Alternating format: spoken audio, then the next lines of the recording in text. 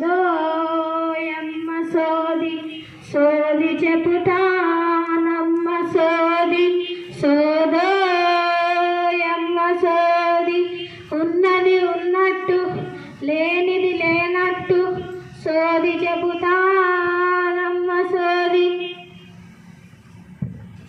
ఓ సోదమ్మ ఇలా రా, ఇలా వచ్చి కూర్చో.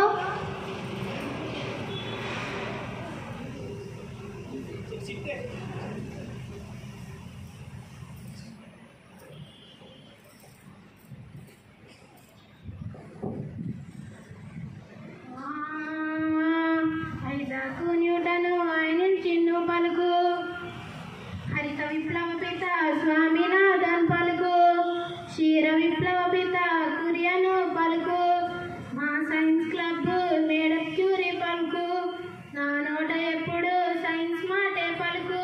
పలుకు తల్లి పలుకు. ఏంటమ్మా నీకు వచ్చిన కష్టాలు? నా పారకిదా పొలం పోయి ఇంటికి రాలేదు, 3 రోజులయ్యింది. ఏ దిక్కు పోయిందో నమ్మ, కాస్త మంత్రం వేసి చెప్పమ్మా సోదమ్మ. ఐజాకు న్యూటను ఆయన చిన్ను పలుకు, నీకేదయ్యాడుందో నాకేమీ తెలుసు, నీకెంత తెలుసో నాకంతే తెలుసు. మంత్రాలు లేవమ్మ తంత్రాలు లేవు, రోజు ఏ దిక్కుకు పోతుందో ఆ దిక్కే వెతుకు. నీకేదే నీకు దొరికితే తల్లి, ఇంకేంటమ్మా నీకొచ్చిన కష్టం? అట్లనా, సరే ఇది కూడా చెప్పు. మా పిల్లకు ఏ దయ్యం పట్టిందో నమ్మ, ఉండుండి ఇరుసుకు పడిపోతుంది.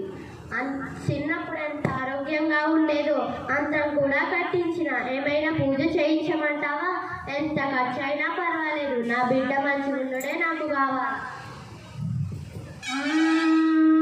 ఐజాకు న్యూటను ఆయన చిన్ను పలుకు, దయ్యాలు లేవమ్మ గియ్యాలు లేవు, నీ బిడ్డకు పోషకాల లోపం, రక్తంలో ఐరన్ తగ్గి ఉంటుంది.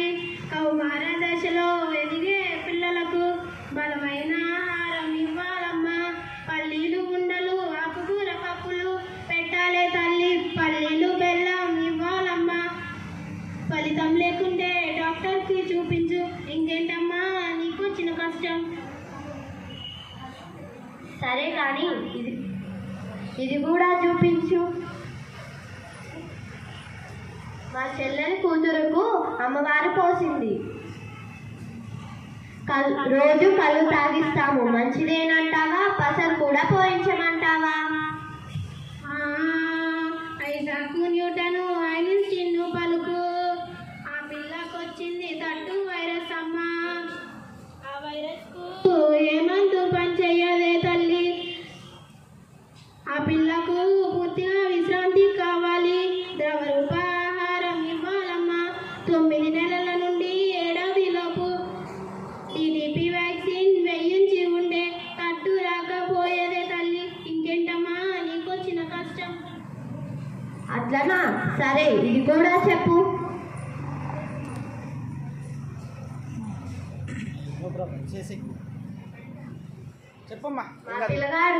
మా పిల్లగాడు 10వ తరగతికి వచ్చిండు.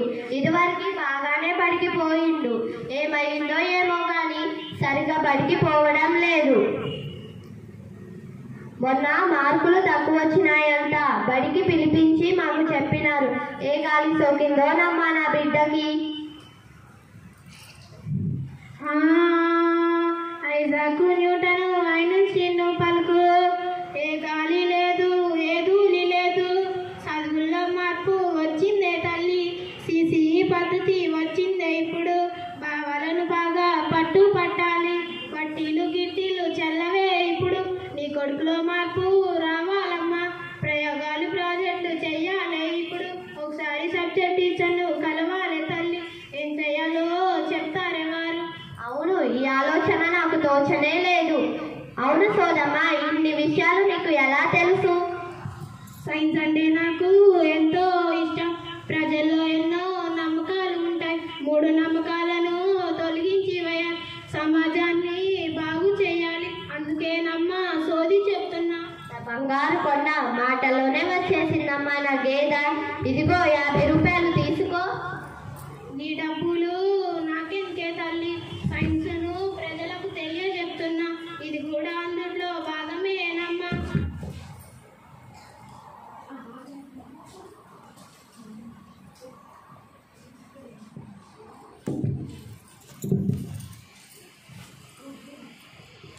చూశారుగా విద్యార్థులారా, భావి భారత పౌరులు మీరు.